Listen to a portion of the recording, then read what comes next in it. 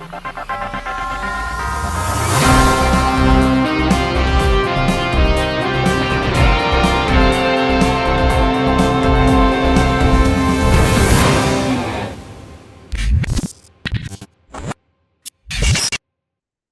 on RoxomTV News, this is about to turn Bitcoin into a clickable trading button inside your timeline. So yes, your scrolling habit may soon come with execution risk. Plus, Roxom launches daily Bitcoin earnings at up to 4% APY, giving Bitcoiners a new way to put idle BTC to work while staying liquid. But first, a man burning a Quran in London turns into a free speech showdown with Trump allies floating the idea of refuge. All that and more coming up on today's show. Let's get into it.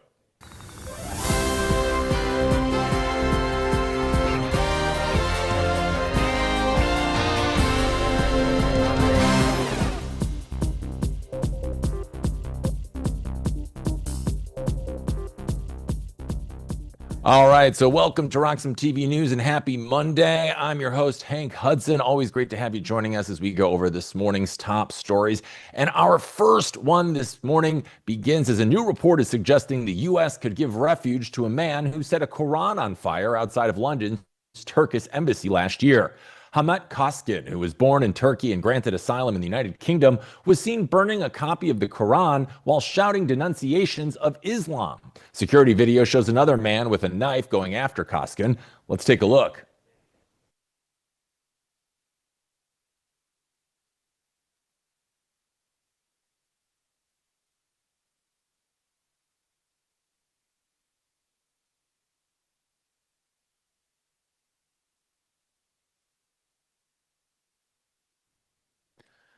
Now, prosecutors say the man slashed Koskin with a knife and told police he was protecting his religion. Authorities spared him jail time. On the other hand, Koskin was convicted of a religiously aggravated public order offense and fined, but in October, a judge overturned that conviction, ruling that freedom of expression must include the right to say things that offend, shock, or disturb. The UK Crown Prosecution Service is appealing that decision, and some Muslims agreed. Take a look. I think that when it comes to freedom of speech, it's a cornerstone of democracy, but it isn't absolute, and it comes with limits. And when that free speech is deliberately targeting and inflaming hatred against others, like burning the Quran outside a consulate, it wasn't a neutral act of political expression. It was actually calculated provocation against Muslims designed to humiliate and divide. I don't actually condone either the person that actually burned the Quran nor the person that tried to attack him for doing so. Now, Koskin has said publicly that if the High Court reinstates his conviction, he may attempt to flee the U.S., arguing that under current President Donald Trump, his free speech will be protected. Now, reports indicate that U.S. officials aligned with Trump have discussed the possibility of offering him a path to refugee status if the UK courts rule against him. Free speech advocacy groups argue that prosecuting him amounts to enforcing blasphemy laws, even though formal blasphemy statutes were abolished in England and Wales back in 2008. Critics counter that burning a sacred text outside an embassy is not abstract free speech, but an act that risks inflaming tensions in a diverse society. The broader debate now touches on asylum policy, diplomacy between allies, and how democracies draw lines between protected expression and conduct that disturbs public order. Now, for those of you at home, this matters because how governments define free speech can shape immigration policy, legal precedent, and international relationships. And the line between expression and provocation is being tested in real time. Moving on to our next story this morning is going on across Silicon Valley, Seoul, and Taipei as the artificial intelligence boom is colliding with a very physical problem. There are not enough memory chips to go around. Major manufacturers like Samsung, SK Hynix, and Micron are shifting production toward high bandwidth memory and server-grade DRAM used in AI centers. Now that means fewer chips for consumer electronics like laptops, smartphones, and gaming consoles. Analysts now estimate that AI data centers could consume up to 70% of global memory output by 2026. That is not a small reallocation. Prices for standard DRAM and NAND memory have surged, in some cases more than doubling year over year as companies prioritize higher margin AI components. Industry figures, including Elon Musk and Tim Cook, have warned that supply crunch could intensify as AI models demand exponentially more computing power and memory to train and operate. Consulting firm TrendForce estimates that demand for high bandwidth memory alone could grow roughly 70% next year. Financial markets are already responding. Hardware and infrastructure companies tied to chip fabrication tools have seen strong performance, while some software and consumer hardware stocks have struggled as investors worry about margin pressure and supply bottlenecks. The story here is that AI is no longer only about software breakthroughs. It's about who controls the physical infrastructure that powers those breakthroughs. When memory becomes scarce, the economics of the entire tech stack shift. And for those of you at home, this matters because higher chip prices can translate into more expensive electronics, slower product upgrades, and shifts which tech companies win the AI race. If the AI revolution strains global supply chains, the costs eventually show up in your wallet. All right, joining me to talk about this story and others this morning, one of our good friends of the program and the man with the biggest beats in the business. We're talking about Stephen Orr. Stephen, happy Monday. Thanks as always for joining us. How are you? Happy Monday, Hank. It's President's Day, right? So we have to talk about the president first, but let's get right to it. Yeah, so Stephen, going back to this first story here that you and I are going to chat about, we're hearing that AI data centers could consume the majority of global memory supply in just the next few years, which is an enormous shift from what we're seeing right now. So my question to you is, when one sector starts dominating a key resource like that, does it permanently reshape who holds power in tech? What's your big beat on this situation? Yeah, 100%, Hank. I mean, he who holds the cards holds everything, right? And especially when it Hmm. comes to memory, we have a supply chain that says this is coming out of South Korea, out of China, NVIDIA and Apple and the big names that we know already have everything set up there. All of the companies are in Shenzhen province, whether that's in China and in South Korea. They're looking at a massive issue with DRAM, and they're looking at memory chips, and companies like Micron and companies like AMD and NVIDIA, their stocks fly through the roof because, quite frankly, we can't get it, and they can raise margins Hmm. into he who has the most money, right, rules. All Uh, right. but when you look at the perspective of overall companies, let's say, for example, people who Apple phone or Samsung, it's going to be a massive problem. And when we Yeah. see the new chipsets come out, they're going to be slimmed down a little bit. You're already seeing Apple coming out in a few months. We're talking about it now that they're going to have a smaller phone, the Apple 17e. Right. So that this is going to not only affect memory chips themselves, but the company and the products that we purchase. I don't want smaller. I don't know about you, Hank, but I don't want smaller RAM in my computer. I want more No. RAM, and I want to be able to have computing power.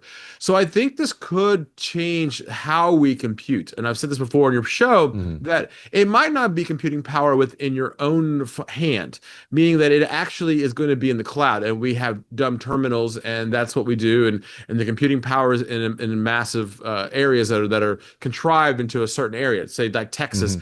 and in the Northeast and Connecticut. So we're already seeing that already happening. Hmm. But when we look at how that's powered in our hands, you got to look at lithium, right? It's not Yeah. just about the machine itself, but you've also got to understand the battery side of this too. And when we look at chipsets, we also have to make sure that they're also efficient. And right now, Hmm. efficiency is the key. So when Yeah. I say those three things, efficiency, the size, and of course, how we compute or what we compute, meaning ChatGPT or AI or video, that Hmm. we need to make sure that all that's happening. Qualcomm's a good example of that, right? They have double-sided chipsets where the video's on one side, the processing power is on the other. That is working out quite nicely for them. But you're also seeing Hmm. companies like Intel that are struggling to get back to business, and they're going to be in trouble too. So Yeah. AMD, NVIDIA, Intel, my goodness, this is a massive issue. But I Yeah. do think that we'll get through it as we always do. We'll find other, like we did this weekend, $1.7 trillion worth of lithium was now found under a quote, quote, super volcano. All of a Oh. sudden, we're going to find ways of making chips better and faster. I think it's the manufacturing side of this administration. So Yeah. when I look at all of that and I put it into one key factor, the key factor that I'm looking at in the chipset set for me is the speed of building it. Are they going to slow down the speed of what they're building now to make something new? Or are they going to continue to power up what they have now, try to push as much out until they can get to the next level? There might be a little bit of a crunch, a bigger crunch than we think of if we can't get the supply chain to efficiency, put it to another test here. Yeah. And another thing, we saw for the last couple of years now with AI kind of coming into the picture, they've been using a lot of these chips. And we know we've seen with Bitcoin, obviously the Bitcoin miners use these chips as well. We've actually seen a lot of these Bitcoin miners transition to, powering these AI infrastructures. What do you think this will do, if anything, to the Bitcoin mining sphere? Will this have any effect on the Bitcoin miners out there as well, you think?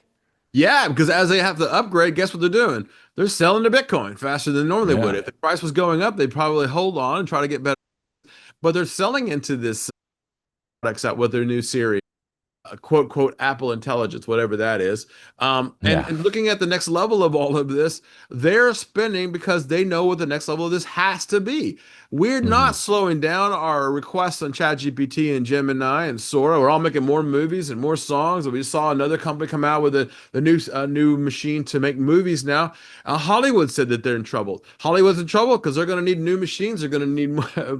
It's a catch-22. It's a roundabout thing, and it's going to get worse and worse and worse. And we need more processing, and they know that, and we need more energy. So all of these things are Yeah. coming to fruition. Hence, back to my original point of efficiency. So, do we Hmm. have a little bit of a memory crunch battle here where, hey, the memory companies go, NVIDIA goes, you know what? I'm going to sell what I have so that I can make a new chip that's even more efficient, and I'll push that out down the road in a year. And we're seeing Hmm. that already with Apple. Apple saying, you know what? I think I'll back off of the new 18 Pro, and we'll do that in September, and we'll make a smaller version of the new iPhone. I don't think it's going to do Hmm. a very good job. I think people love the iPhone Pro. I think people love the new Samsung Pro versions, the bigger versions. Nobody wants less. They all want more for less. So when you Right. look at the global memory crunch, and we are crazy to think it's just a US problem. It's all over the Yeah. world problem, right? You don't think people in South Korea want new phones? You don't think people in Africa want new? Of course they do. So Hmm. this thing is becoming a roundabout where we could be in a real problem here in the next 4 months. Yeah, and this chip squeeze isn't just AI. It's not just Bitcoin. We also know it has a lot to do with consumer electronics, and it looks like chip makers are prioritizing these AI-focused memory over those right now. And we've seen the prices for these chips jump sharply during this crunch. So my question for you, Stephen, is in situations like this, does pricing power usually just stick with manufacturers, or will it eventually kind of balance out as supply expands and we get underneath this volcano? What are your thoughts? Well, extraction of lithium under a volcano is not easy. It's nice to Yeah. theorize that there's $1.6 trillion worth of lithium down there, but Yeah. extraction is a whole different situation. When you look at the build of a chipset and the manufacturing of it and the distribution of it and the shipping of it, it's a huge line. I mean, it's not as, hey, let's make something and send it out and see what people like. It Hmm. takes months and years of planning in order to do this, and just flip it over to that the U.S. is going to be a manufacturing of chipsets is I mean, it's a great idea, but it takes Yeah. time and it's expensive. I will say that the key to all of this is one thing, and it's robotics. Robotics making chipsets will be a game changer. They will be the most efficient. They don't sleep. They don't Hmm. need time off. They don't have. They don't need to go to the doctor. And I think that's what you're really going to see, especially in this country. And micro robotics will be a big deal. Chips need to be smaller and smaller and faster and use less energy. All of a sudden, becomes a problem. And then if you're going to manufacture here in the States, where? Is it Intel? Is it AMD? Samsung? Who does it, right? NVIDIA, obviously. And what do they Hmm. manufacture? Right now, NVIDIA is making a decision. They're making their decision. We need to put it into servers and AIs, and not so much into your video card in your computer, or Hmm. not to Bitcoin miners that have been using those ASICs. So that's a Yeah. problem, right? Those Bitcoin miners now can't buy the newest version, and they've got to sell their Bitcoin in order to buy even bigger machines to move even faster. And as they get Hmm. faster, it's hotter and it's cooler. You got to cool it down. It's more expensive. All of a sudden, energy becomes an issue. It is literally a catch 22. What do I do here? Yeah, yeah, and you mentioned about the robotics and the chip making. Obviously, that will be a big invention once we get more of that, and especially important. I'll be curious if this chip thing affects. They mentioned how they're taking away chips from consumer electronics a little bit. We allegedly have Grand Theft Auto 6 coming out at the end of the year. It's been delayed enough. I wonder if they're going to get it delayed again. Probably good No, for humanity because bring nothing's it going to out. get done Give it once to us. that game comes We out. want to rob and steal and drive We around in do. Ferraris. Come on, man. Let's go. Yeah, there's a lot of angst right now in the world. I wonder if maybe Grand Theft Auto might be a nice cathartic moment for a lot of these people. They can just get it out in the virtual world. But getting Yeah. back to the robotics and the making of these chips, right? Markets have rewarded chip and infrastructure companies as of late, as we've seen in stock prices, while some software names have kind of struggled a bit. So my question for you, Stephen, is does that suggest to you at all that AI is turning into an infrastructure arms race rather than just a software story? No, you're absolutely right. I mean, you'd be nonsensical to say that AI is not coming after your job. Oh, I'm a nurse. Oh, I'm a firefighter. It doesn't matter. AI is coming for everybody's job because it Hmm. makes people more efficient. But what's really cool about this is that, yeah, okay, you don't have the same job you have, but you're going to get a better job, and it's in a newer economy. We have the same thing, and almost every time technology comes in, oh, computers are going to replace my job. Yeah, they did for accountants that didn't learn the computer. Yeah, your job was Hmm. gone. If you don't learn AI, yes, because it's not stopping. And that's why the companies like Meta and Google and Amazon are saying, learn AI or you're out. And yes, Hmm. because we need more energy and all the things we just talked about. So, yeah, Yeah. there is this global memory crunch, and they can't wait to do it. Why? Because it saves companies money. I'm Yeah. already talking about it now with these software companies going, well, I don't need these new developers coming in. That's right. If you're getting a degree in development right now, you're pretty much out of luck because we don't Yeah. need those developers. And I love it when people say, well, I'm in Q&A. We have machines that do Q&A. And guess what? They're Yeah. going to need more computers, more computing power, more AI. More, Hmm. it's a constant situation here.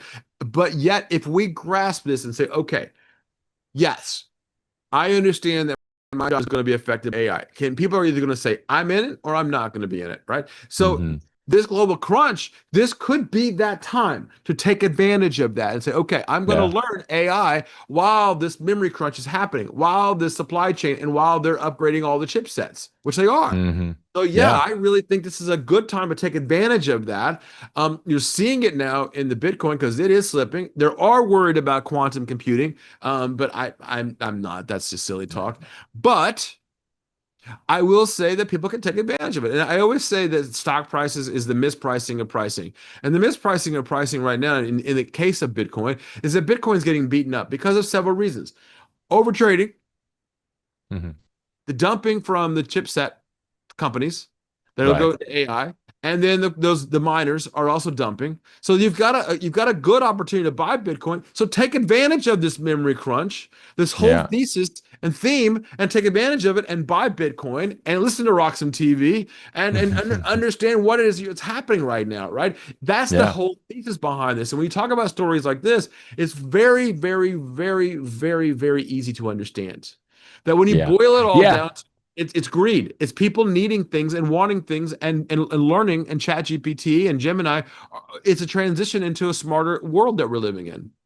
Yeah, no, absolutely. I mean, whether it's Bitcoin right now kind of facing this turbulence we've seen in the last few months and AI and all of the lawsuits and everything else, there's no better time than the present to get on board while these things are changing. Because, a lot of people just aren't going to do the homework. And those that fail to do the homework will not be reaping those rewards in the future. So, like you said, could be no better time than the present.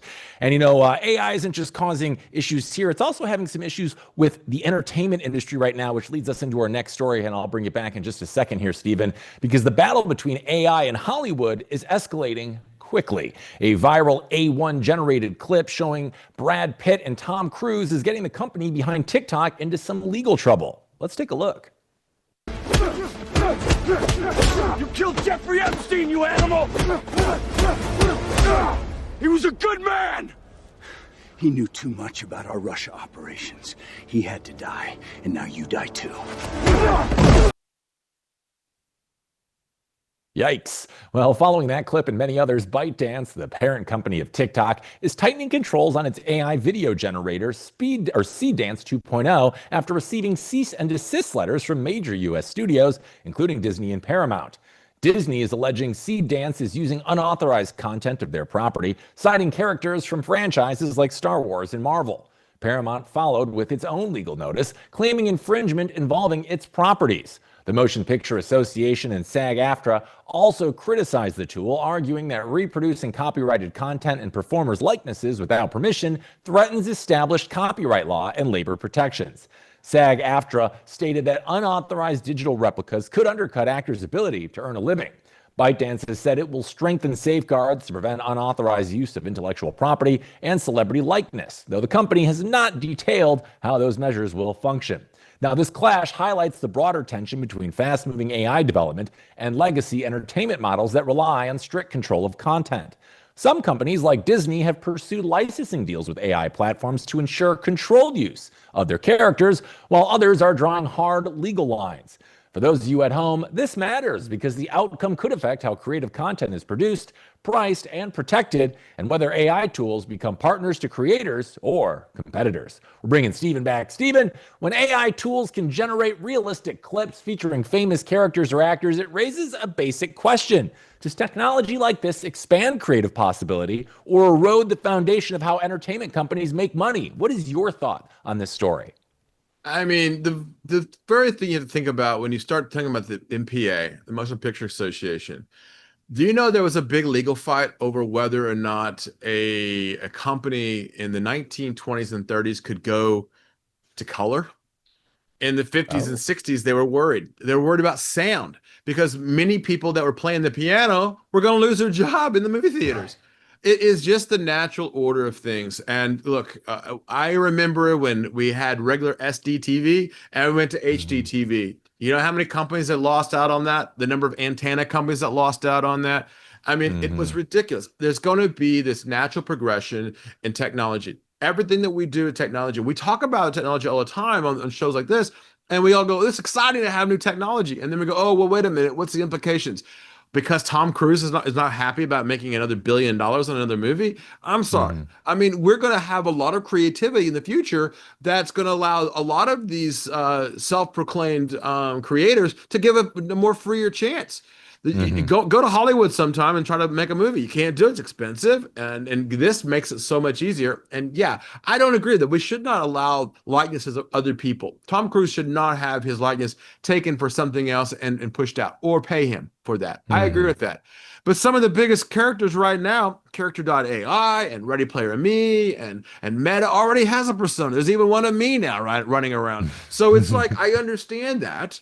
And so when you think about, again, the crunch on memory chips, right? We're going to have this. No, I'm excited about this. I just watched a show on Netflix the other day about these 5 creators who made a movie about this dystopian world. I watched it. My wife hates that science fiction stuff. She goes, I don't like this, but I'll watch it with you. Actually liked it. Not one person in the show was actually a real person. So we're seeing that right now. One of the richest persons now in movie theater right now is an AI lady, right? Some of the stuff we're now seeing on Sora and of course in my case Grok, it's actually exploding the number of videos being made and produced. And you know what? Entertainment is not what Hollywood dictates to us. It's what we say entertainment is. So is entertainment sports? Are we going to be watching sports figures on TV that are not real people playing each other? Probably one day, yes. Right? Hank, I know you and I are gamers, right? Those aren't real people. Do we get mad about those people on the games? Nope, because they're not real people. So guess what? We don't care. I'm okay with that. Now, stealing someone's likeness and putting it out there, absolutely. And that's what Dance was saying. See, that's what they're saying. Hey, we're going to steal everybody's their looks but somebody had some serious creativity to put those two characters together, and fighting over Jeffrey Epstein. I mean, my goodness gracious, that took some serious creativity. And guess what? The whole world watched the show. So people do like it. So no, you're not going to stop it. And no, just because some lawsuits coming up. Yeah, okay, I get it. But Dance proved one thing, that people are going to watch AI produced video.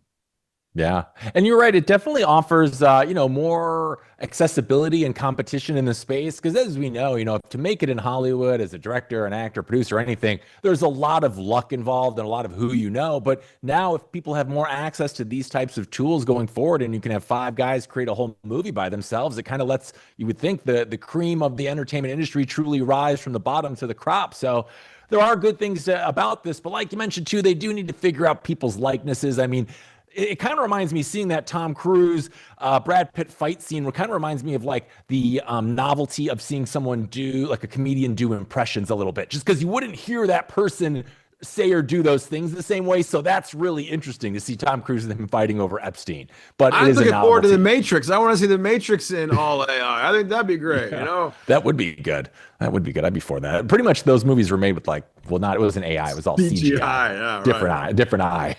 Now, what we're seeing here staying on this story here, Big Beat, is some studios here are fighting this very aggressively, while others, like Disney, are actually exploring licensing deals with AI platforms. So my question for you is, from a business perspective, which strategy do you think tends to create more durable value in the future? Kind of just going against the AI, or actually partnering with it before, it becomes too big to kind of control? Hank, when in history has going against technology and moving the country forward has ever worked out? Never does, right? It's just true. protecting their own situation. Disney is making the smartest move. Here's what Disney did. Disney got smart. They bought Star Wars and they bought Marvel. So guess what? They're making a crossover, Star Wars and Marvel movie, right? And they could probably do the whole thing through CGI and AI and create a whole movie that probably you and I will love. Can't wait to watch. That's part of it, right? It's just moving the technology forward. The cool thing that Disney has is they have those IP, that intellectual property of Mickey Mouse and Star Wars. They already have that intellectual property, and they can build more things from it efficiently.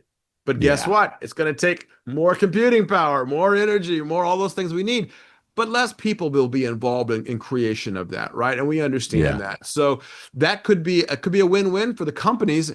I would not be bucking if I were say Warner Brothers themselves. They're about to join, right? They're about to join Paramount. Those two companies have lots of IP that they can put together and create new AI. They don't need new actors in Hollywood. They don't need another sad story of another actor not making it. What they need is to make more content so that we can move forward. Thomas, when you look at the next level of things, Adams was asked about his kids. He said, "Ma'am, I study war so that my kids can study art." It's the same thing. It's a progression of humanity. I study business so that kids can study art and in the movies, right? So I'm excited about the future of this. I'm not looking forward to a major motion picture fight in legal because they're unhappy about they may get their job taken from them. Sorry, Matthew McConaughey getting his likeness stolen is not a good thing, but it shouldn't stop the progress of technology. Yeah, and all those companies that are scooping up that IP is just looking brilliant right now, because you think of all the animated Star Wars coming out, and you could extend that universe to the X degree, and the same for a lot of these other big franchises out there, especially, so smart move on their point. They could just do endless Star Wars. You can make Star Wars channels that's all Star Wars all the time, but like you said, they'll need that computing power. So it's still a lot to figure out. I may never go back to work if that happens, Hank. Between that and GTA 6, we're all doomed. So maybe it'll be good if it gets delayed further. At least give us another year on this planet. All right, we're going to continue with our next story that's also about what is going on in Hollywood right now, as Warner Brothers Discovery is weighing whether to reopen takeover talks with Paramount Skydance, even as it already has a proposed deal on the table with Netflix. Paramount recently renewed its offer and added financial sweeteners, including a so-called ticking fee that would pay shareholders roughly 25 cents per share each quarter if the deal drags on. Paramount has also signaled it would cover the $2.8 billion breakup fee Warner Brothers Discovery would owe Netflix if it walks away from that agreement. And this is not only about price, it's about scale. Warner Brothers owns major franchises like Harry Potter, DC, and HBO's premium catalog. And in the streaming era, control of content libraries often determines who survives long term. Netflix previously argued its deal offered more certainty and financial flexibility. Paramount, meanwhile, has pushed aggressively, launching proxy efforts and extending tender offers to win shareholder support. Investors are divided over which path carries less regulatory risk and greater long-term value. Antitrust scrutiny could complicate any combination, and shareholder votes are expected this spring. And for those at home, this matters because consolidation reshapes what content ends up on which platform and how much subscriptions cost and who controls the franchises people ultimately care about. When media giants merge or clash, it affects not only Wall Street, but what shows and films land in your living room next. Bringing Stephen back. Stephen, when major media companies revisit merger talks and add sweeteners like ticking fees and breakup fee coverage, does that usually signal a strategic strength or maybe mounting pressure to consolidate? What's the read you're getting off of this new development from the Netflix Paramount sitch? The thing that I look at when I look at Warner Brothers and Netflix, that was the original deal. And Paramount came in here, and then you saw the president get involved, the Paramount deal, the family's now involved, and we get who's part of it. And Warner Brothers says, no, I'm going with Netflix, and then no to Paramount, and now reopening in this. And now the president says, I'm stepping out of this whole deal. Let you guys fight about it. I don't understand what's going on here. Warner Brothers, Netflix, and Paramount should all get together and make one big company. I mean, that's what they should be doing, right? I mean, then you have Star Trek, you would have all of it. You'd have Harry Potter, Game of Thrones, Mission Impossible, Top Gun, Transformers. You would have orbit AI. It could be one company situation. So overall, three smaller companies making, to me, means a whole lot more. Why is Paramount so adamant about winning Warner Brothers is a little bit asinine to me. What is it that Warner Brothers has? Discovery Channel? They're going to break that off anyway. Is it CNN? I don't really understand what's going on here. Why are they trying to? Well, because they don't want to have one big company fighting over another smaller company, and they think that there's going to be no competition. Okay, I get that. So guess what? Come together, make one big company, and we'll all be happy. Yeah, that's super interesting point. I wonder why they're not doing that. The only part maybe I could maybe consider, like, would it maybe be like if you think that you acquire one of these companies, then maybe you feel like you have so much leverage over the one that's left out that maybe you could potentially acquire them down the line at a lower asking price because they won't have the same leverage they do now or something. I don't really know, but you offer some really good points there, Stephen. And, we also have investors that are part of this story too, as they are weighing a potentially richer offer against one that's seen as more stable. So my question for you is, in uncertain macro conditions, how much does predictability matter compared to headline value? Because we know that Paramount deal seems a lot sweeter on paper. You would think by this point that we have some kind of like the Nabisco deal, barbarians at the gate, and we really don't. We have what we have in all of Wall Street, and it's called egos. The egos of the three companies trying to come together and making the company that we're seeing. Is it Warner Brothers? Is it going to be Netflix? Is it going to be Paramount? We're just seeing egos on display right now. We're not seeing better deals actually sweeten the pot. Warner Brothers told Paramount at one point, I don't believe you actually have the money to do this. So why are they reopening those talks with Paramount? Did they come in with more money? Did they find financing that actually worked? That could be a different situation. If that's the case, what does Netflix do? Are they going to up their numbers? No, because Warner Brothers said, no, we already have a deal cut. But Paramount says, hey, you know what? If we have a breakup fee, I'll throw the breakup fee into too as well. So it looks like Paramount's making a real strategic bid, and it's not hostile. The question that I would have in the next month or two is, when does it become hostile? In the Nabisco deal, it was not hostile at the beginning. The Nabisco deal was very the situation was very friendly for many, many months until it did get hostile, and then it went crazy. If you look at it from the perspective of Kraft Heinz, when they put those two companies together, you think about it from the Warren Buffett side of it. Kraft makes great products. Heinz makes good products, ketchup. They put those two companies together, Kraft Heinz, and all of a sudden now you have honey mustard and ketchup. So all of a sudden you had a much better product. Down the road, Kraft Heinz is now splitting apart again, right? So is putting this company together, which company makes a better deal? We're not sure yet, right? That'll come out with what the implementation of it, the executive decisions that go, okay, well, what movie are we going to make now that we have all these pieces? Are we going to make a Star Wars, Star Trek, CNN movie? Is CNN going to do, is Discovery Channel going to do a History Channel on? It just gets crazy. Put it all together, make one big company. Let's have some fun. I like that much better.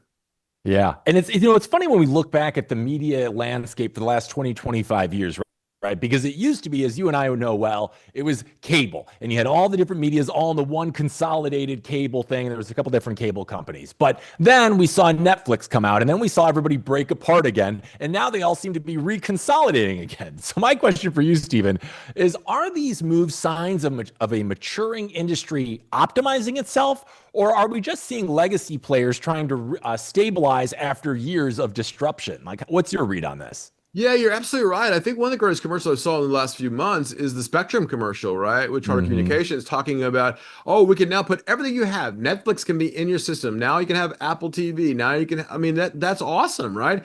And you don't even need one bill. That's what we've always said, right? You pick out the channels you want, put it into the communications, whether that be Spectrum or Charter Communications or the cable bills themselves, right? I think legacy is now catching up. So, right, but why? Because they're already in everybody's home already, and so is Netflix. So the cutting the cord, cutting the cable that's been running around is no longer, right? Now you can have all of it in one place. So that's what I've always said is the key, right? Quasar Mark is putting everything in one place. It's the key. It's the key of the ecosystem. So people are trying to catch on to that. But here's what the real deal is. Why do we need all these channels? What is it that we can't? I can only play one game at a time, and I can only watch 10 things at one time, right? I don't need all these channels, but yet I even own them all because we'll talk about it from the perspective of Amazon. You know, I've got BritBox in it for my wife, and I've got AMC in it, and I've got Paramount in it. So I'm able to watch anything I want to watch. Is it economical? Is it efficient? I can't watch all those shows. No. So I think what's happening is if Warner Brothers and Paramount and Netflix come together in an agreement, they could make one better movie theater. The problem is it looks like some of these smaller companies are producing crappier TV, right? I want high, big budget, blockbuster movies coming out. Those are the ones making money. The one company that might hurt throughout all of this is the companies that are producing them on the big screen, the movie theaters. Movie theaters may be actually in real trouble this go around. Yeah, it'll be really interesting to see how this plays out, and especially if you have this consolidation, and we've seen specifically the movie industry kind of take a hit in recent years. If they can maybe figure out a new way to kind of bring that back and maybe intertwine that more into the television viewing experience. Like, I think it'd be interesting, for instance, if I had a favorite show, right, and its season finale was coming up, and that company had ties with both television and movies or something, it'd be cool to be able to watch that finale in theaters. Like, they got to get creative here, and it's just been the same thing for so long, but the times have changed. But it seems like how Amazon did a good job of that with Fallout, right? I mean, Fallout shirts and all of the things behind it, and the toys behind it, and the lunch boxes. And when you look at what Amazon did, they said, okay, you know, we're not just buying the series, but we'll also, the game is now inside of Amazon. Now you can watch the show. Now it's that whole thing is an ecosystem in and of itself. And I think that's smart. And I think that's what they're trying to fight against. Yeah, the longer those tentacles reach, the more attention you get from John Q. Public, even after the show broadcast. So yeah, that's what it's all about, baby. All right, we're going to take a quick break here, Big Beat. But when we're back, we're going to be talking about our top Bitcoin story of this hour, how the platform X could make it easier for trading. All that and more coming right back on RoxomTV News. So stay put.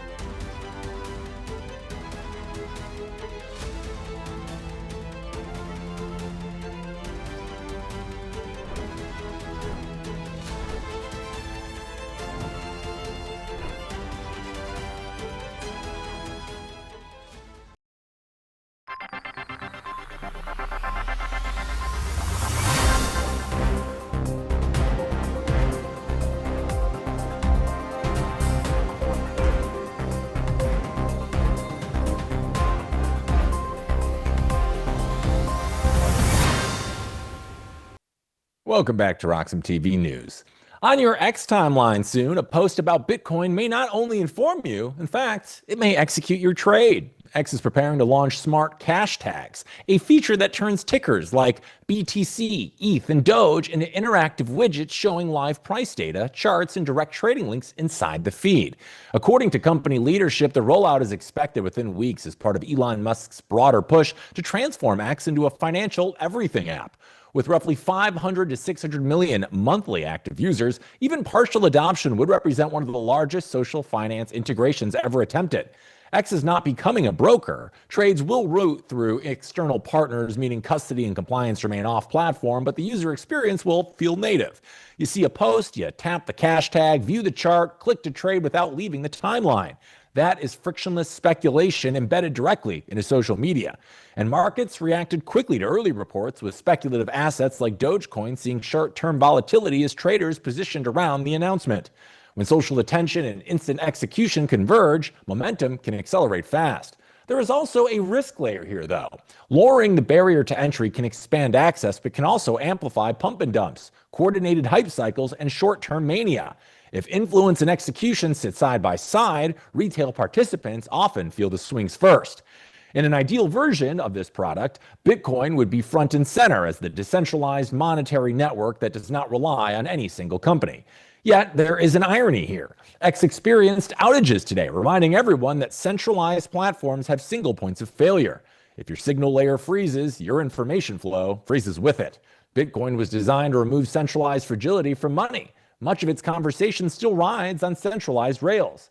And for viewers at home, this matters because where you get information increasingly shapes how you deploy capital, and the line between social media and financial infrastructure is getting thinner by the week. Bringing Stephen back. Stephen, X is about to let users tap a cash tab like BTC and execute a trade without ever leaving their social feed. When information and execution sit side by side like that, how does it change how people behave in markets? What are your thoughts on this? This is big news.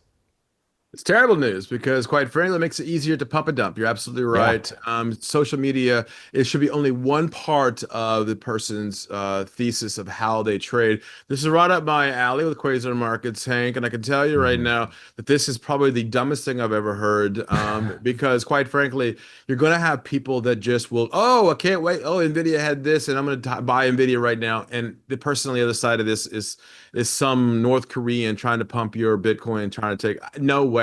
I love cash tags on X. I think it's great because it helps people create a narrative and think throughout it.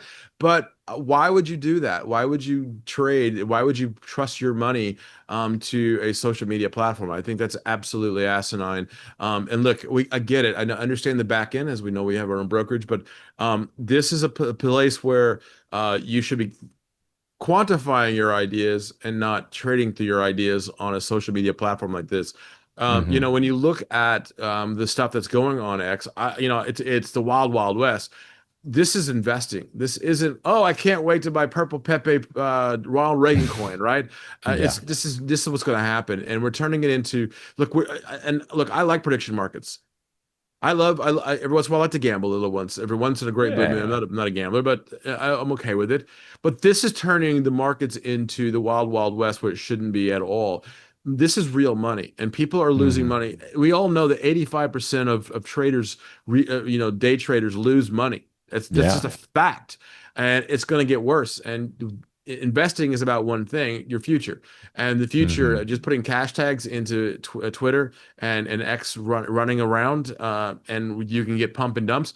When about 50% of X right now is bots. You really want to trust your money to a bot? Okay, good luck with that and see how that works out. Oh, well, I have algos. Well, that's great too, but your algos are still humanly made. In this situation, anybody or any machine or anything can put a cash tag out there, and you don't know where your money's going to go to.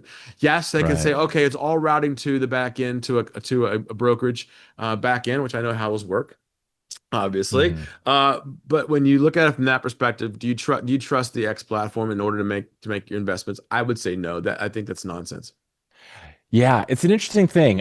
because we know X is where pump and dumps live and breathe. I'm sure Pump.Fun is thrilled at this news, but we've seen it so many times. That's where they all start. But it is kind of interesting, right? Because I know we've heard about Robinhood in the last year, which is kind of going the opposite way, and it looks like they might converge in the middle because we have X trying to be this everything app. So they seems like they eventually wanted to get into trading, and then Robinhood has released a social feature within their app where people can post about trades they made. But the interesting about that one is it's kind of validated by the fact that they actually have to execute the trade with real money in order to post there. So my question is, do you think that this could better serve the X platform if maybe people actually had to put their money where their mouth is and showcase a trade before even being able to like use these cash tags for people to immediately access this? Or is this just a bad idea no matter which way you cut it? It's not a bad idea all the way around. It's just how they're implementing it, right? When you hear from Vlad Tenev talking about his greatest idea for Robinhood is to make a chat site, I mean, that the stock fell, right? It got pummeled. When Twitter's greatest idea is to put cash tags so you can trade, that's your greatest idea. All of it's cringeworthy, right? If you want to make a place, make it where professionals are actually doing the things that they're actually helping folks actually become better traders, right? And understanding how the market really works. When I look at the markets right now, they are not efficient, right? You're already seeing lots of spoofing going on. You're already seeing zero DTEs flying around, and the market has not been efficient lately. You're seeing these massive moves for no reason, out of the blue, but having liquidity, having places where more money is being readily available so that people can get in and out of a position, that's always a good thing. But right now, when you're seeing a majority of the trading now going on is because of machines or because of pump and dump schemes or because of social media push, or they're going to try to take over the market somewhere, then it becomes a wild, wild west, and that's bad, and that's not where the market should be. We did that in the 20s. We did that in the 70s. We did that in the early 90s. And guess what happened every single time? A crash happened. So I think this is not a good situation. I think we need to work our way through this before we really put things to paper. But right now, no, I don't think so. I get it. Okay, he's trying to corner the market in fintech. He won't do that. We already know that. And look, I can tell you one thing about finance, and everybody's a trader. Everybody's an investor. Okay. So there's a lot of money to go around. Elon doesn't have to take it all. IBKR doesn't have to take it all. I've heard all along, it's going to be one company. It's going to be, no, it's really not. If that was the case, it would have been one big brokerage back in the 80s and 90s, and it wasn't. Smith Barney was the big one. It's no longer around. AIG almost went bankrupt during the .com. I mean, there's a lot of problems here, and they always work themselves out. This is another one that'll work itself out. No, I don't think so. Now, I will say this much: there are some question marks around X doing this, because I would say that making a bigger company, you've already got SpaceX, you've got XAI. There could be some issues here in the next administration, or whether or not they're too big of a company here.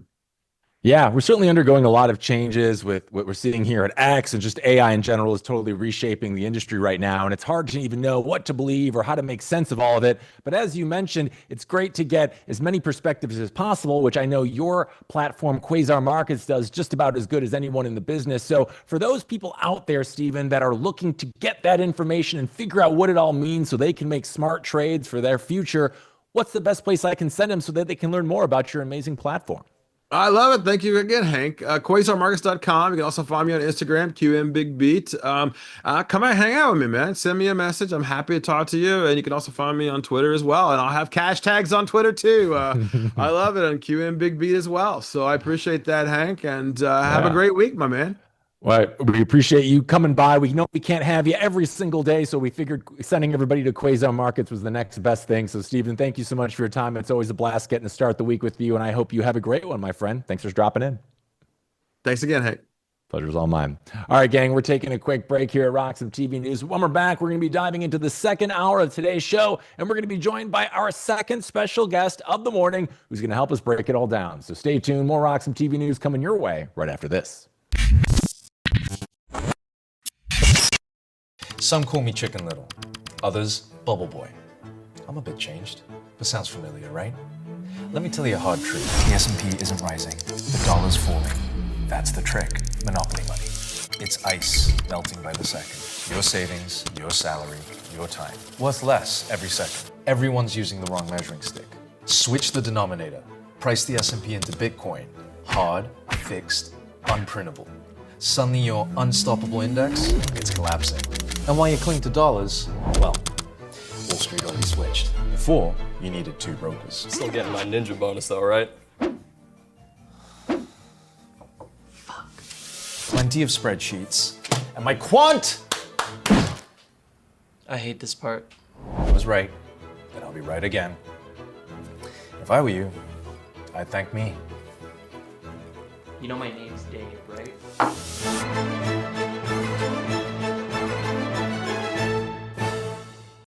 Security matters.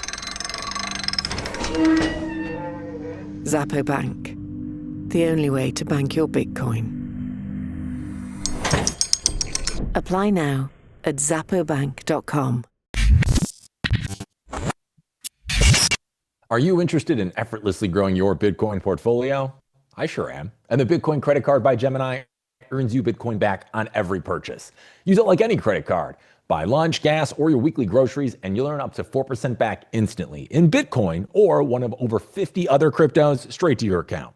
All that with no annual fee. And right now, you can grab a $200 Bitcoin welcome bonus. It's the easiest way to start building your Bitcoin stack. Just go to Gemini.com to learn more.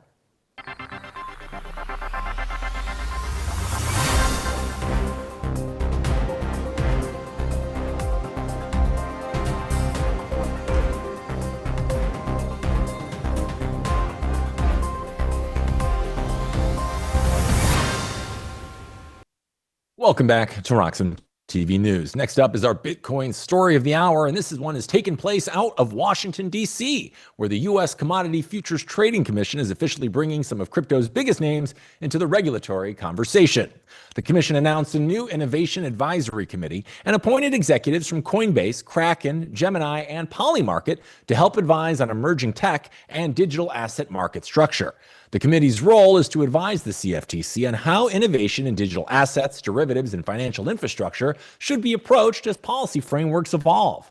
In plain terms, that means some of the largest crypto platforms in the world now have a direct line into a key federal regulator that oversees futures and derivatives markets. Now, for years, the industry often operated in legal gray areas, navigating enforcement actions under unclear guidance. And now, instead of arguing from the outside, these firms are sitting at the table helping shape the discussion. Supporters see this as progress toward regulatory clarity and institutional legitimacy. Critics warn that proximity to regulators can raise concerns about influence, uneven playing fields, or policies that favor large incumbents over smaller competitors. What is clear is that digital assets are no longer treated as a fringe experiment. They are part of formal regulatory planning in Washington. It is also important to separate categories here. Bitcoin operates as a decentralized, rule-based network that exists independent of any one company. Many other crypto platforms, by contrast, function as centralized businesses offering trading products and derivatives that fall squarely under regulatory oversight. And for those of you watching at home, this matters because rules written now will shape how Americans access crypto markets, what protections exist, and how innovation moves forward. The industry has a seat at the table. The next question is what it does with it. All right, joining me to talk about this story and others, we're welcoming back to the show the CEO and founder of Cake Wallet, Vik Sharma, everybody. Vik, welcome back to the show. How are you? Thanks for coming in. Good. How are you doing? Thanks for having me on again. Oh, we're super thrilled to have you back, and we've got a lot to talk about today, Vik. So let's get right back into this first story here, because for years we've seen crypto companies complain about regulation by enforcement, and now some of the biggest exchanges have a formal seat at the table advising the CFTC. So my question for you, Vik, is from your perspective, is this a sign that the industry is maturing or that it's becoming more institutional and less grassroots? What's your beat on this one? Last week in New York City, I went to an event that was hosted by MoonPay and CNBC, and the chairman of the CFTC was actually there. And I really liked what he was saying. I think the biggest message from that was, if you overregulate this industry, you can outregulate it to different countries, and the U.S. will lose its edge.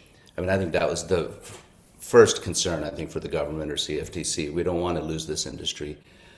In the U.S. We don't want to see business like Coinbase or Kraken leaving the country and going to other places because of regulatory pressure. So that was a really good message. And getting to your point, it's fantastic, right? For two reasons. For many years, the government was doing enforcement first, and then talking later. And the crypto industry was saying, "Tell us what we're doing wrong. Don't let us live in this Yeah. gray area. What's what's happening here?" So I think this is a great step to bring everybody into the fold. Of course, it's an advisory committee. They're not making rules or they're not making laws, but at least they can shape the laws. They can provide the correct tone of what's happening. So I think it's fantastic. Like Gemini, Kraken, Coinbase makes total sense. They're Yeah. almost like a securities dealer, I guess you can say, right? Or a currency dealer.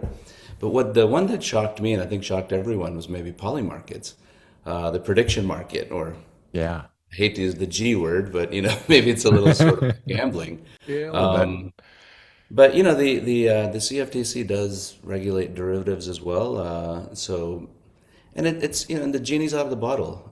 What are you going to do? Poly markets, if you ban it, people are using Tor or VPN or what have you. So Right. you're not going to beat it. It's too big. The whole space is too big to be ignored. Yeah. And if you don't provide the tools and the regulations, it's just going to live in a secondary black market. So yeah, I think it's fantastic. I think it's a great move. Yeah, I mean, we're seeing these bigger corporations kind of acquiesce to the industry because we're seeing it with Chase Bank. Jamie Dimon's been real anti-Bitcoin for a long time, and they've said this year, I believe, they're going to be coming out with products for crypto. So you're seeing it Yeah, happen. It's just too big to ignore right now. exactly. And you made some good points here, and you talked about these bigger companies that are doing it. We got Coinbase, we got Kraken, and these are large centralized exchanges that are sitting down with the regulators. They're not decentralized protocols like Bitcoin, as you and I know. So my question for you, Vic, is do you see a risk at all that rules written with big platforms in mind could end up squeezing smaller builders or privacy-focused projects? Is there anything about that concerns you potentially? That definitely concerns me. And you said it in your intro. Bitcoin and other crypto are meant to be operated as a decentralized system, and that's why it was invented, right? To get away from the clutches of a centralized system where it can be manipulated or what have you. So yeah, that concerns me. And I hope these players like Gemini, Kraken, and Coinbase, I hope they just don't make it self-serving. I think that's what you're getting at, right? Where they block out not only the smaller players, but maybe affect things like self-custody, which Bitcoin, that's the feature of Bitcoin, right? Is self-custody of other crypto. So yeah, there is that concern. I'm glad you asked about the flip side because I was thinking about that as well.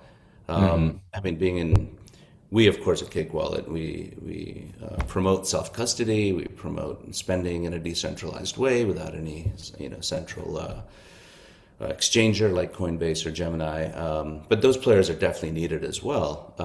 So yeah, you're absolutely right. There's the risk there, and I hope they don't. I hope they shape that tone as I talked about earlier, which helps the industry as a whole and helps Bitcoin and other cryptocurrencies perform the way they're supposed to perform and used. Yeah. Well, that part still feels a little uncertain right now. We all have to at least acknowledge for the time being, it certainly seems like a step in the right direction that we even have a seat at the regulatory table now. So hopefully good things It's a to big come. step. Yeah. But as you know, as we kind of mentioned with this most recent point, there's always kind of two sides to every story. Because like right now, we're seeing exchanges move closer to regulators. So you can make the case that makes the ecosystem safer for users. But you could also make the case that it shifts the culture of crypto away from self-sovereignty and toward compliance-first finance. Where do you lie on that one, Vic? How are your feelings on that? Yeah, I mean, I think if you want to build a centralized system where people have a place to exchange their dollars or crypto to crypto, and I think that's great. I think you have the right to do it, as long as I said earlier, the main goal of crypto is not stifled, which is self-custody and transfer of value across the globe in an instant in a decentralized way. So yeah, that's a concern. I mean, you don't want them to get too much into licensing and okay, you need a license to do everything. If you need a license to operate a self-custody wallet, it kind of defeats the purpose of self-custody. Right. So yeah, let's see how it plays out. But I think it's a good step. I mean, the heads of those companies, Gemini, cracking Coinbase, they're early Bitcoiner. They got into it for the right reasons. So right now, I'm gonna have faith in what they do. Yeah, no, I agree. That's a good point. And then if we zoom out on this one, Vic, right? And we mentioned Bitcoin, it runs independently of any company or any regulator. But as more crypto businesses integrate themselves with Washington, do you feel like that strengthens Bitcoin's contrast as kind of a neutral infrastructure? Or does it maybe blur the lines between crypto, Bitcoin, and traditional finance? Because you and I know Bitcoin and crypto are two different things. Yeah, I mean, they are two different things, but essentially it comes down to the same thing. Many other cryptocurrencies also are fully decentralized with no VCs and no tax fund or whatever you want to call it. So I would like to see it applied to not just Bitcoin, to cryptocurrencies in general. Maybe if they have, I don't know, I'm just thinking out loud here. Maybe have a guideline if they meet these requirements. That could be something. But I think you're going to see a seamless blend between traditional finance and Bitcoin. So let's just talk Bitcoin. You'll see a seamless blend where you're using whatever Cake Wallet or Venmo or whatever, and you make a payment. It's going to be easy as whether you make a dollar payment or a Bitcoin payment. So I think you're absolutely right. It's going to be seamless.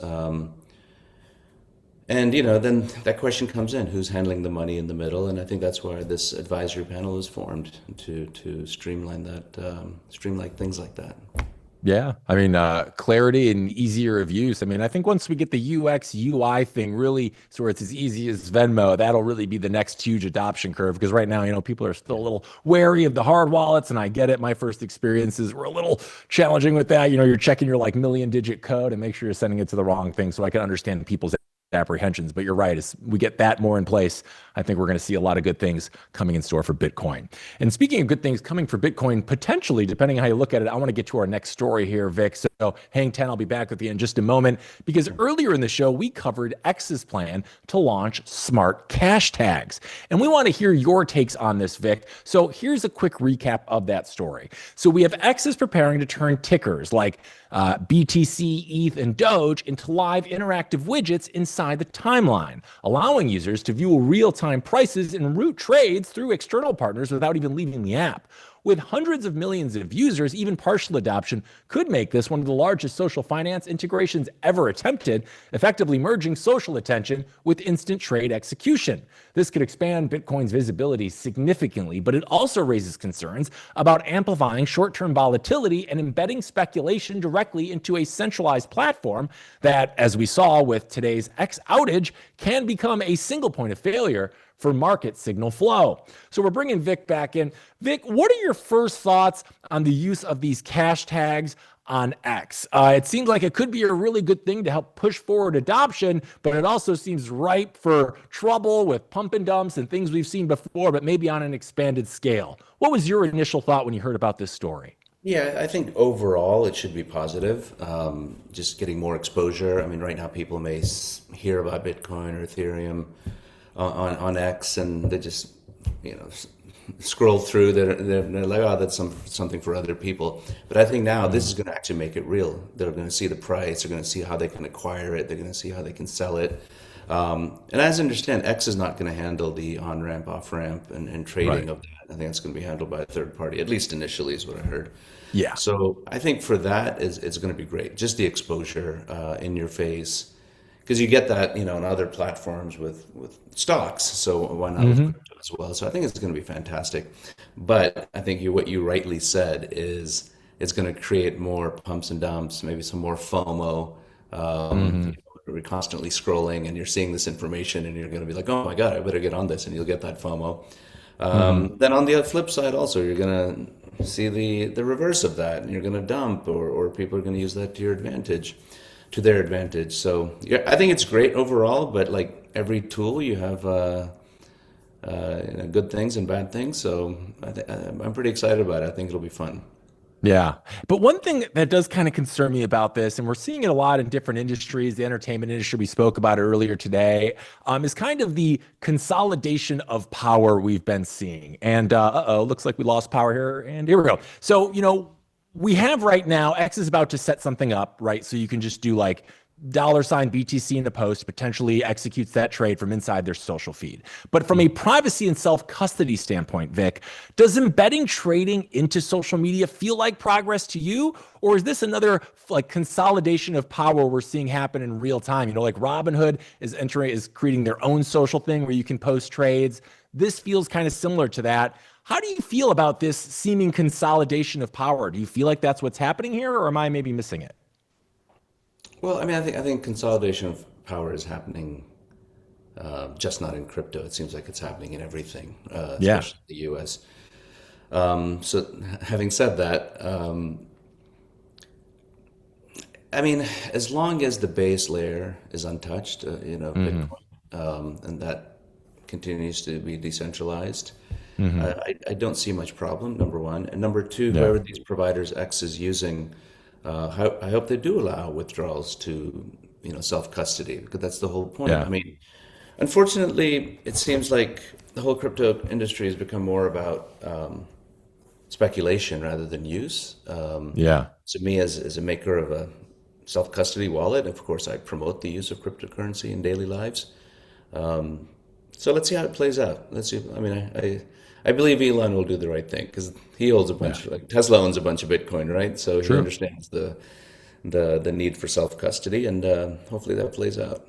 Yeah, it's true. He definitely already has some skin in this game. So we'll definitely see. And we won't know till we know. So time will tell. But another interesting part about this, and I touched on it briefly a minute ago, was that we're kind of seeing this fusion of social attention and instant execution with this new development on X. And while it can be a good thing for like Bitcoin's visibility and getting people used to it, we can see these types of things really, create a lot of hype and move prices very quickly. So my question for you, Vic, is do tools like this actually empower users, or do they maybe make them more vulnerable to impulse decisions and coordinated narratives like pump and dumps? And ultimately, is that X's responsibility? Yeah, I mean, I guess both, right? I mean, not just with crypto, but other information that's on X. It can be manipulated.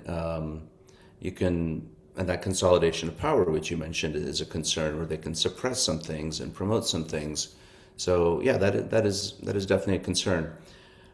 I mean, I like to believe I'm an optimistic person that overall, in the end, after the good stuff, bad stuff, it'll all result in something good. So you're going to have problems, exactly like you mentioned. Yeah. So, and I guess it's going to be up to X and the consolidated power players that need to see whether they will continue doing things that are just good for themselves, or realize, okay, we have a social and financial responsibility to these people, and let's play this fairly.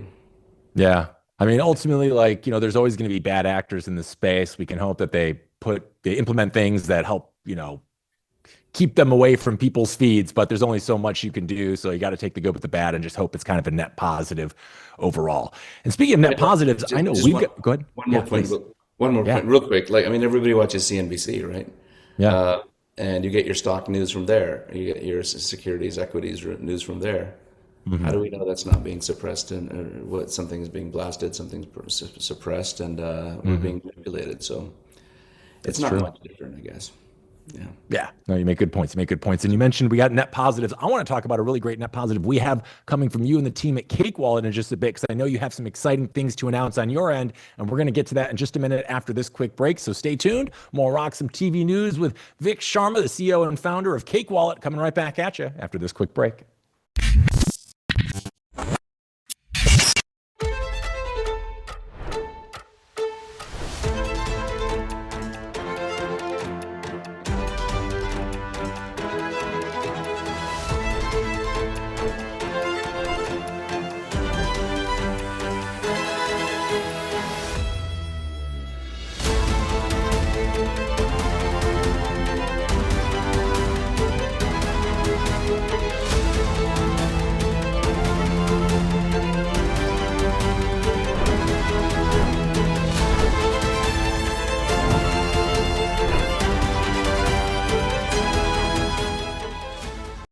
Security matters. Zappo Bank, the only way to bank your Bitcoin. Apply now at zappobank.com. So I want to kind of get a quick refresher for those that might have missed you the first time around. Really quick, how would you describe Cake Wallet's core purpose today and what makes it distinct in a crowded wallet landscape right now? We'd love to learn more. Yeah, I mean, Cake Wallet was launched to make crypto easier. That's it. Make self-custody and using crypto, saving crypto easy for the regular person. Not worry about all these technical terms, and you download Cake Wallet and you're using Bitcoin, Monero, Litecoin, whatever you want within a few clicks. And that continues to be our mission. Self-custody and spending and saving, that hasn't changed for the last 8 years we've been around. So that's a nutshell, yeah. And right now, in your own words, who do you think Cake Wallet is really for? Is it more for a beginner or the more experienced Bitcoiners out there, or is it kind of got something for everybody? Yeah, it's for everybody. I mean, I ask myself that question all the time, and then I'll meet somebody who's at a Bitcoin conference or is 85 years old and said, yeah, I use Cake Wallet. I was so intimidated by Bitcoin and crypto, and I downloaded Cake Wallet and it was so intuitive, and I used it. So it's easy, but we've got loads and loads of advanced features inside where advanced users can use it as well.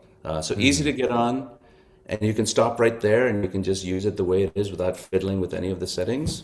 But if you want more advanced settings related to privacy or exchanges or fiat on-ramps, off-ramps, debit cards, credit cards, you can do all that as well. But if you just want to use it purely as a wallet, the way Satoshi meant it to be, then has meant Bitcoin to be, you can use it purely as that.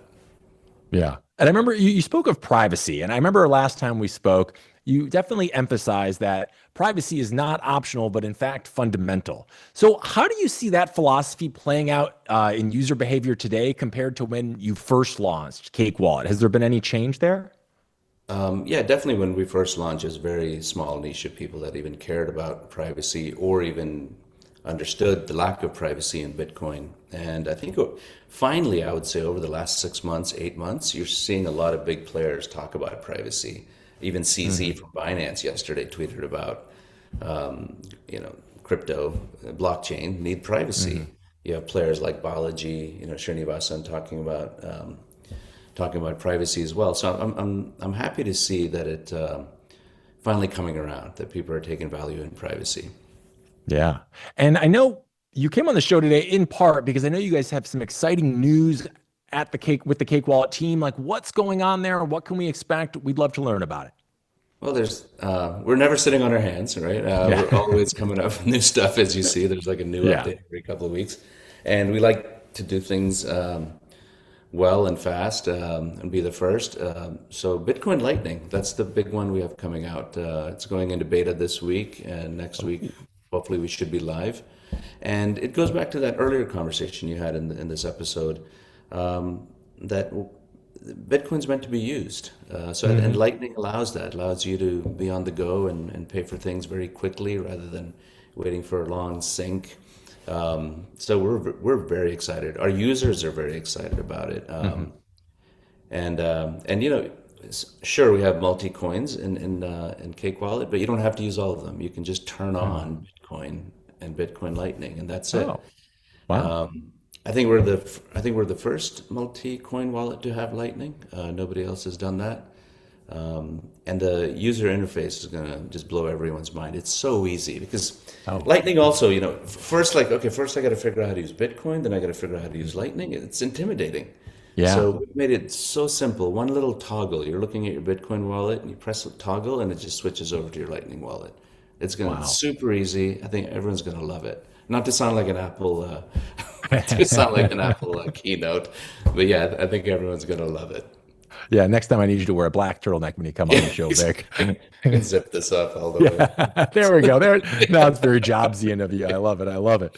And you mentioned the UX and the user interface is going to be super easy. And I really do believe that whoever the people in the industry are that are able to get that part done first and the best are going to be some of the winners in this space. And when we talk about usability, as you know, wallets can be very intimidating for new users. So my question for you, Vik, is what steps is Cake Wallet taking to make privacy and self-custody easier for people who dream about holding their own keys, but are scared of making a mistake? because that's a lot of newcomers to the space. What are your thoughts on that, and what are you, the team, doing to make that an easier transition for newcomers?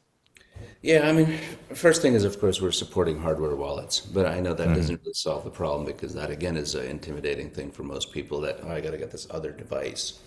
Right. So, I mean, definitely in Cake Wallet, we give you many ways to back up your private keys, not through us, but in your own way, whatever your preference is, through hardware wallets or saving it to some cloud, to your own cloud. You don't see any of that stuff. But one interesting thing we came out is called Cupcake. It's a companion app to Cake Wallet. It's an air-gapped, basically a hardware wallet that you run on an old phone or old Android you have sitting around. And everybody has an old phone. I'm sure you go into your drawer, you probably got two old iPhones in there. So just grab one of the old ones, download Cupcake, kill the internet, kill Wi-Fi, kill cellular, kill Bluetooth, everything. It just works through QR codes. So now your private key lives on Cupcake, and you can leave that at home. So another benefit of that is there's no record of you anywhere buying a hardware wallet. What happened with Ledger and some other company. We support Ledger, we love them, I'm not bashing them. But sometimes leaks happen and the users get harassed. Or let's say you're going cross-border and the agent looks at your bag and sees a hardware wallet. But if you use Cupcake, it's on another phone, it just looks like another phone. And you're secure. So even if you lose your main phone that you carry around all the time, they can't steal anything because the signer is on another phone sitting at home or in your drawer, in your safe or whatever. Interesting. Is Cupcake a separate application aside from Cake Wallet, or is it just an extension that lives inside the Cake Wallet app? You have to download the app in another phone, on another phone. Gotcha. So if you look on Google Play or Apple App Store, you put in Cupcake by Cake Wallet, it'll pop up. So I was really proud of that innovation. Yeah, that's super cool. And I know you have far beyond Bitcoin available. I think you guys also have Monero and Litecoin and other assets. We added Zcash recently. Yeah. Yeah, so you guys have a lot of options there. But privacy can mean kind of different things across chains. So my question is, for potential users out there, how does Cake Wallet tailor their privacy tools, or the privacy tools, depending on the asset? Is that something you can do? Yeah, definitely. I mean, I always say, use Monero for privacy, right? If you're going to use Zcash, use only shielded Zcash transactions. If you're going to use Litecoin, only use Litecoin MWeb, which is a privacy layer on Litecoin. If you're going to use Bitcoin, and if you're going to blast your address everywhere, use a silent payment address. If you're doing a transaction between known or unknown party, use PageOne version 2, which we have in Cake Wallet. So it's your choice, and you don't have to use them. You can use Litecoin regularly, but from day one, we're always promoting privacy. We always say this: go ahead and use what you want, but try to use the best tool that chain can offer you for privacy to give you some protection. Yeah. Now, Vik, I love what you're telling me so far, and I'm sure there's a lot of people in our audience that are feeling the same way. So if someone wanted to get access to the Cake Wallet app or Cupcake, is it as simple as just going on the App Store, or should they go to your website and you can get more info there and download it directly? What would be the best way for them to go about checking it out? Yeah, just go to cakewallet.com. And of course, you don't have to come to our website. You can just go to the app stores directly as well. And just type in Cake Wallet, type in Cupcake, and you'll get it. That's amazing. Well, I certainly suggest everybody check that out. That's an awesome new development. We're certainly glad you were here to chat with us about it. And while we still got you, Vik, we got a little bit more time here. And I love having people that are deeply ingrained in the space like yourself to kind of get your opinions on what's going on right now, specifically in kind of the broader Bitcoin market. As you and I, we have seen a lot of changes since October. We were around in the 120s. We've seen a meaningful pullback to the 60K range as of late. My question is, Vik, from your point of view, are we just seeing consolidation or a healthy price discovery, or is this more of a reflection of the macro conditions we're experiencing in the world right now? What do you make of the most recent pullback we've seen? Healthy correction, or maybe something else? I think it's a combination. For in the beginning of the year, everyone is saying the 4-year cycle is dead. Yeah. So one thing could be maybe the 4-year cycle is not dead, and we're down almost 50%. In this cycle, if we're only down 50%, I'll be more than happy, right? Yeah. Compared to 80% in the last cycle. Right. So if the 4-year cycle does exist, which I'm starting to believe it does. But I agree with you. There's a broader economic sentiment around the world Yeah, where I mean, things were just so hot for 6 years, yeah. 4 to 6 years, and maybe things need to cool down. We won't get into politics here, but yeah, I think that just the sentiment Yeah. No, sentiment seems to be down. So I think it's a combination. I have a feeling that, and maybe one's feeding into the other. could You know, be. maybe they're And you mentioned the also pullback we've seen 50% by Bitcoin standards, not too bad. So not too if bad. 50% were the lowest we were going to go, would that encourage you and you'd see that as a stronger foundation than we had in the previous cycle? Because instead of 50, we're seeing 80. Would that embolden you with how you're feeling about Bitcoin going forward?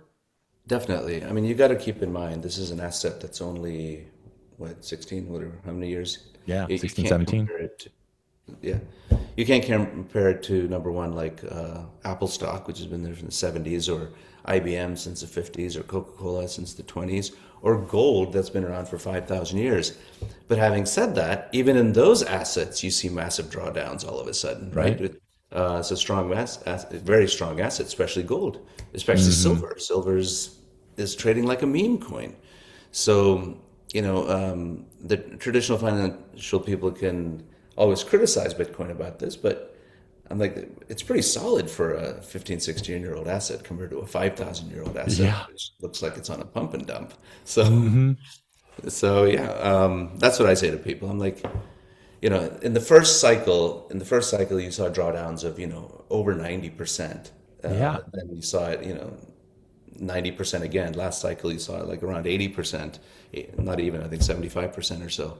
So I think the rate of volatility is definitely going down every cycle. And Yeah. if this is the bottom, Yeah. I should say, if this is the bottom, then it's not a bad thing. Yeah, absolutely. And with this price decline we've seen as of late, it's put us in an interesting position because, as we know, 2025 was the year of the Bitcoin treasury companies. It was all the rage. We saw like 200 companies get into the mix. Now it's not looking so great. We actually had Grant Cardone on the show last week, and he was saying he thinks this whole thing is a disaster. What's your opinion of the Bitcoin treasury play right now after we've seen a bunch of people jump into the space? Now we've seen this recent pullback. A lot of people are hurting. Do you think that's a play that's here to stay? Or what do you make of that? Is that eventually going to be consolidated into a couple of big players? I'd love to get your beat on the Bitcoin treasury companies right now. So, I mean, personally, to me, treasury companies didn't make sense. I mean, I even considered starting one last summer when things were really hot, and then things went down really fast. Yeah. I mean, I get it. Some exchanges or platforms don't have access to ETFs, and they can have access to regular equities, and which is what these treasury companies are.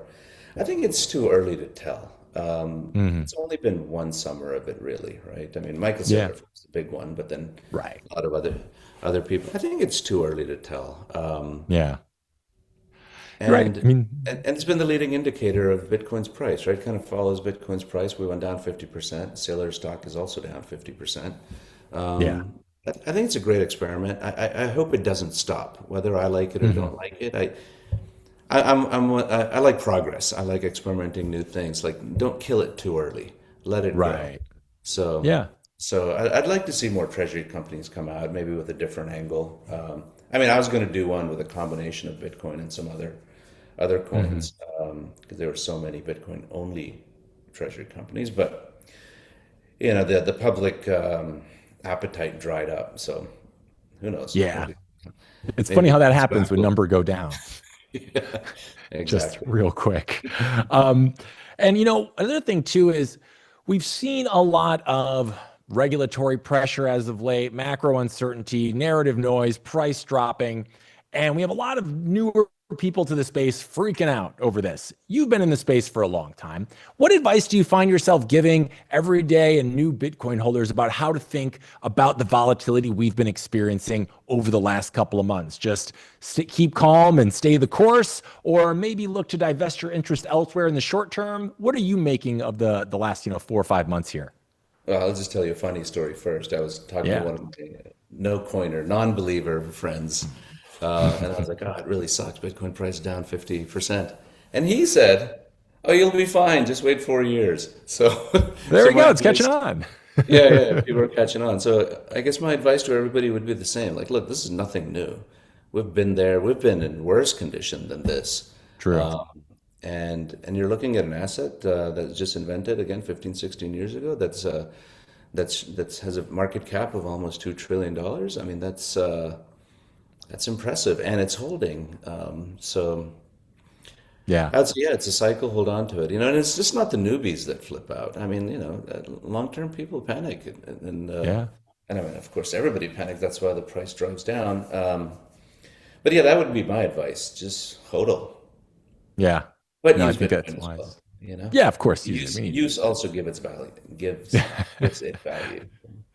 And as we look ahead, Vic, to the next 12, 18 months out, what is maybe your biggest hope and your biggest concern for Bitcoin as both a monetary network and a privacy aligned ecosystem? What are your thoughts? I think it's a good question. I think Bitcoin's, I know a lot of people won't like this, but maybe Bitcoin is its own enemy, right?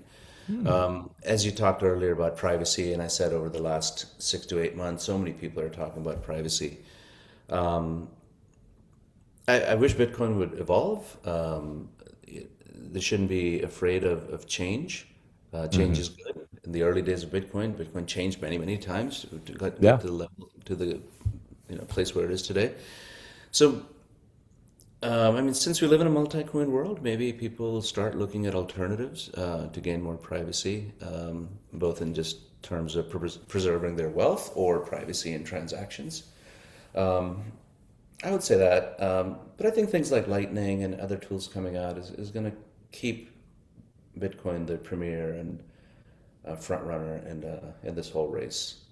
And the Yeah. network effects, I mean, the mining, the ETFs. I mean, it's just, I hate to say too big to fail. Things do fail. Big things do fail, but They do. as of right now, I don't think Bitcoin's going anywhere. Yeah. I'm excited about this regulatory stuff. Hopefully that clarifies some things where people can function. I hope there's a like a removing some limits on capital gains, even if it's five Right. hundred dollars that you can spend. Yeah. Even if it's something small as that. Everyone says, "Well, I can't go in and buy a cup of coffee with Bitcoin." Well, okay, now you can with Lightning and with if you get rid of capital gains tax on selling out, let's say, I don't know, $500, $1,000. I think Senator Loomis, I think you and I talked about that before. That's Yeah. what she had proposed. I'd like to see something like that get into play where then Bitcoin can be used as currency. Yeah. Yeah. It seems like a really good opportunity. I'm surprised, like a Dunkin' Donuts, because we have heard that coffee narrative, and that always seems to be the thing that people Yeah. talk about is the cup of coffee. Dunkin' Donuts makes like a Bitcoin cup of Joe or something you can pay. I mean, Steak and Shake's been killing it since they Yeah. introduced Bitcoin payments. So I'm surprised we haven't seen anybody else jump into the fray here. But first mover advantage. So we'll see who ultimately does it. Yeah, I think what So Square's doing, Bitcoin? sorry, real quick, just Yeah, Square, yeah. what they're doing in their terminals, that's a huge step as well. Yeah. Huge. Yeah. No, a lot of exciting developments, as you mentioned. And, even at 68 or wherever we're at right now, the fundamentals are pretty much the exact same as they were at 126. So, while I numbers was go just checking down the right price to now. make sure you're right. Yeah, it's something around there. I know it's in the high 60s or something, but the fundamentals are the same. And like you mentioned, we talked about earlier, this pullback seems, at least right now, less than we had seen from the volatility in the past. So I'm with you. I think as long as we continue getting regulatory clarity in the space, things are setting up for a good 2026 year. When? I don't really know. But again, the winds are definitely trending in the right direction right now. Vic, so that about wraps up our time today, my friend. But one more time, I'm sure you gained at least a couple of fans out there and a couple people that are super pumped about checking out Cake Wallet and Cupcake. So again, tell our audience what's the best place they can go to check out more about you and maybe some of your hot takes and where they can go get their own copy of Cake Wallet for themselves. Yeah, easiest way to go to cakewallet.com to learn about Cake Wallet and to get links for download. That's the easiest. If you want my inane rants on Twitter, you can follow me there. Yes, It's we're here for it. at Vikrant NYC. I have no filter. Love it. So I think, those are probably the two best ways to reach me and to reach the company. Yeah.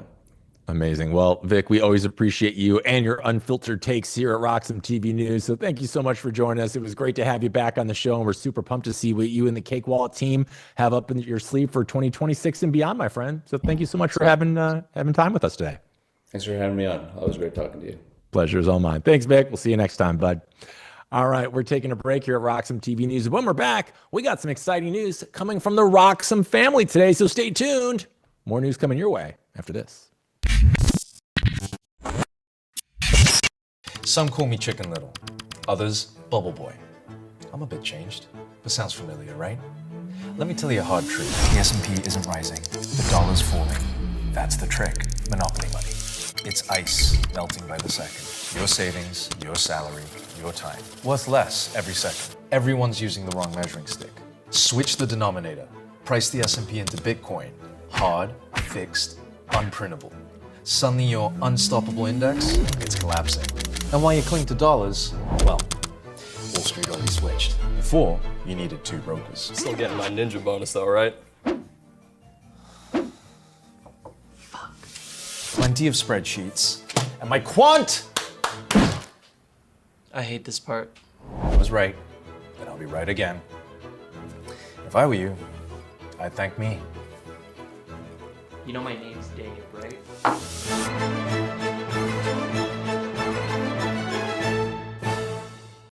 Security matters. Zappo Bank. The only way to bank your Bitcoin. Apply now at zappobank.com. Auto earn feature that allows users to earn up to 4% APY on Bitcoin balances. It lets users toggle an option inside their Roxom account so that deposited Bitcoin begins generating additional Bitcoin without lockups or transfers to separate wallets. At launch, the yield includes a 0.25% base annual rate plus a limited time promotional boost of 3.75%, with earnings accrued and compounded daily. Users can opt in or out at any time, and funds remain liquid and tradable across the platform. Roxom says it works with established venues such as Binance, Bybit, and Kraken. Our CEO, Roxom, Borja Martel Seward, says, for Bitcoiners, it's all about accumulating more Bitcoin. Roxom is the home for that. Everything denominated in Bitcoin, everything designed for Bitcoin native thinking. This functionality fits that thesis. Whether you're actively trading or just holding, your Bitcoin keeps growing. So if you're already holding Bitcoin on the platform, you can already start to earn additional Bitcoin automatically. Now, this matters because yield on Bitcoin continues to evolve beyond simple holding, and understanding how these products function is a key before chasing headline APYs. And in a market where trust and structure matter, clarity around how yield is produced can make it the difference between steady growth and unexpected risk. Whew. Well, check that out, gang, at Roxom.com. And that is a wrap for us here at Roxom TV News. Thank you all so much for joining us on our Monday edition of the show. We'll be back tomorrow at our normal time of 8 a.m. PST to 10 a.m. PST. We're only at 10 a.m. on Mondays, but 8 a.m. to 10 a.m. PST the rest of the week. So make sure you tune in. And if you haven't already, please just do me the thing. Make sure to like, follow, and subscribe to Roxom TV, Roxom TV News, and me at Hank at Roxom TV, wherever you choose to do your scrolling, and we'll be back tomorrow with more of the day's top news. So thank you so much for tuning in, and I will see you boys and girls tomorrow. See you then.